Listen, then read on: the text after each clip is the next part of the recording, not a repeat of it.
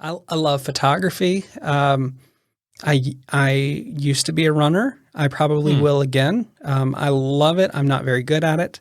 But sometimes you do love things you're not very good at.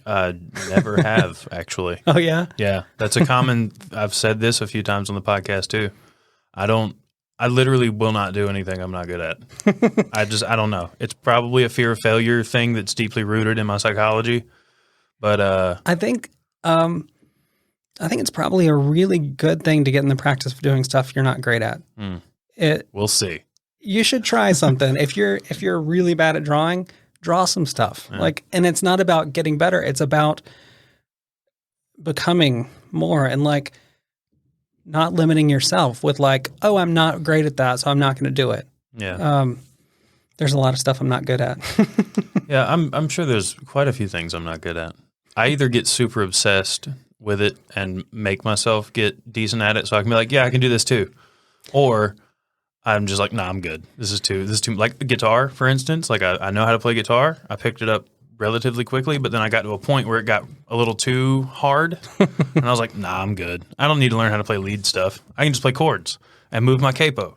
So I don't have to play bar chords. I heard somebody say at one time what a big difference it makes in your life when you title yourself differently.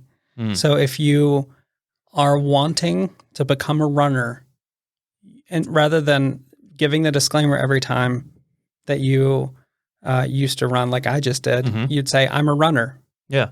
And then you'll just do it. I did that with photography. Yeah. Working full-time jobs. I got into the habit of, instead of saying, yeah, I'm a bus driver, but I do photography, kind of on the side right now. I'm hoping to make that my thing. I just started with no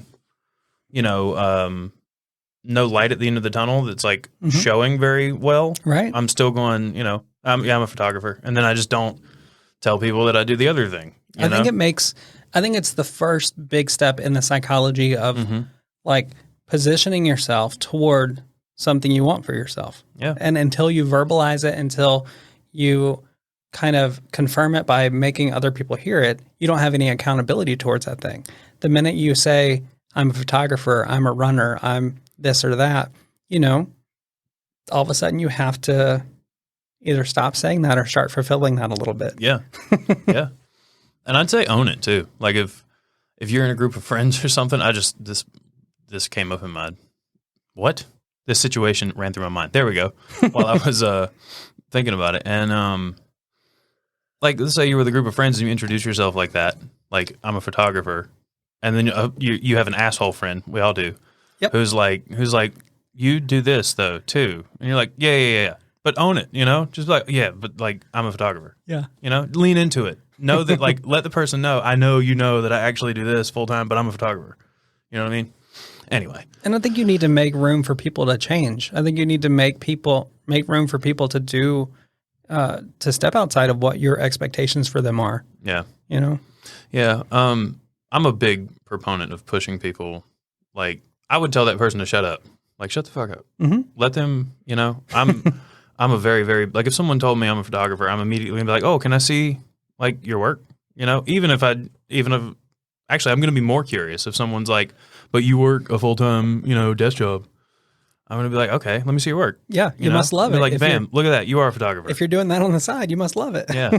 Or if it's not that great, I'll be like, oh, good try. You're going to get there. Keep going. Look, hey, you keep pushing. That's good. That's good. Better than me when I started. That kind of stuff. Be encouraging. That's why, man, I'd try to encourage people when they're starting something, even if it's not going well at first, just to kind of push into it and be like, yeah, here, way to go. Yeah. Keep going, ask questions, try. Yeah. Keep trying. We're going through that, a similar situation right now where we've been working with somebody and we're trying to get them to understand that when you first start out doing this, you're not going to be perfect.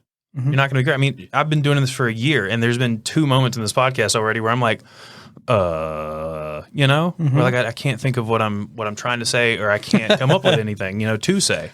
And if you go back and listen to old episodes of this podcast, it's very, very clear that just continuing to do it makes it easier for you. Just period. You get used to it. You get a little bit of brain muscle memory, or just regular muscle memory, depending on what you're trying to do. But encouraging people to keep going, and like I'm a very, very big proponent of that. Or is that right? Did I say that right? I push that. I understand. I think you said it right. Yeah, I think I said it right. It didn't sound right. Hey, hope you enjoyed that clip.